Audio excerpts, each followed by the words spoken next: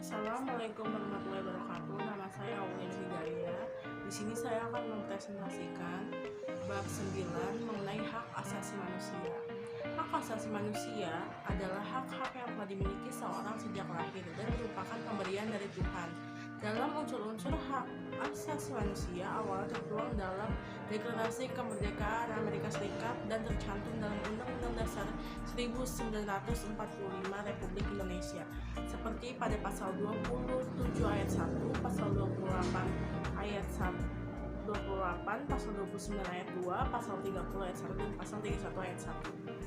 Sedangkan hak asasi manusia menurut Tilaan tahun 2001, hak asasi manusia adalah hak-hak yang melekat pada diri manusia, dan tanpa hak-hak itu manusia tidak dapat hidup layak sebagai manusia. Adapun pengertian hak asasi manusia menurut Undang-Undang Nomor 39 Tahun 1999 adalah seperangkat hak yang melekat pada hakikat keberadaan manusia sebagai makhluk Tuhan yang Maha Esa.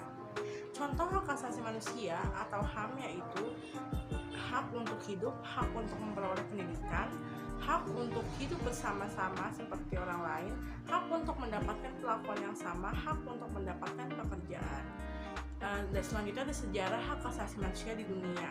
Hak asasi manusia dari makna Carta Piagam Agung 1215, yaitu dokumen yang mencatat beberapa hal yang diberikan Raja John dari Inggris kepada bangsawan bawahannya atas tuntutan mereka.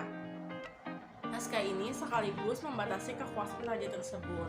Kedua adalah Bill of Rights, Undang-Undang Hak 1689, suatu undang-undang yang diterima oleh Parlemen Inggris setelah dalam tahun 1688 melakukan revolusi tak berdarah dan berhasil melakukan perlawanan terhadap Raja James II.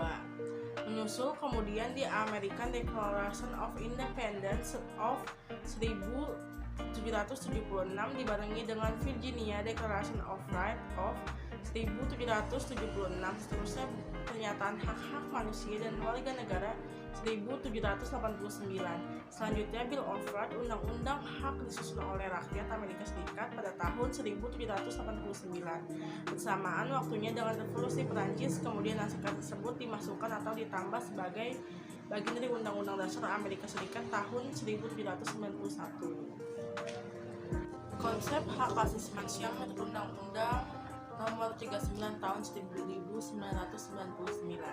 Dalam undang-undang ini pengaturan mengenai hak asasi manusia ditentukan dengan berpedoman pada Deklarasi Hak Asasi Manusia PBB, Konvensi PBB tentang penghapusan segala bentuk diskriminasi terhadap wanita, Konvensi PBB tentang hak anak-anak, dan instrumen internasional lain mengatur hak asasi manusia.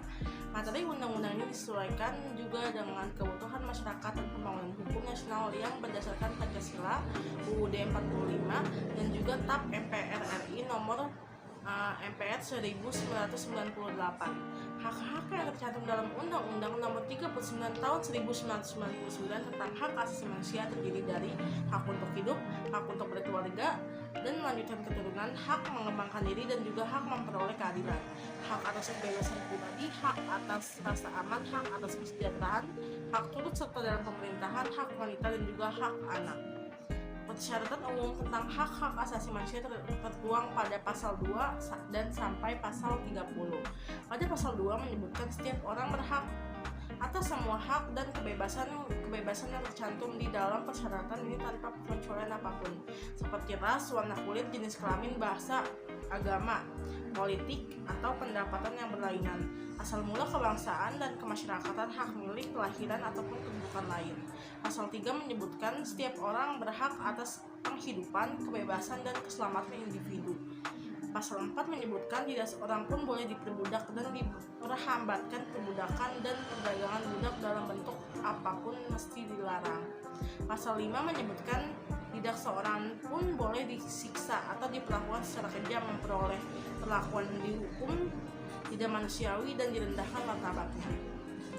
Pasal 6 menyebutkan setiap orang berhak atas pengakuan di depan hukum sebagai pribadi di mana saja ia berada.